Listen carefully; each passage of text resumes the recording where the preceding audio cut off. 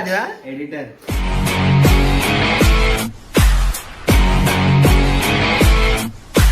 వీడు మా మ్యాక్సీ గాడు.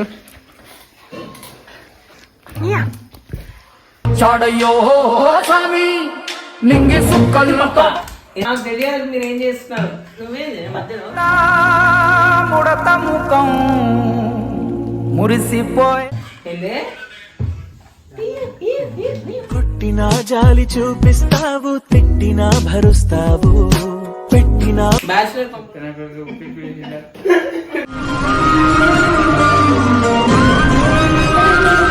లేదా దింగుదే పోతాయి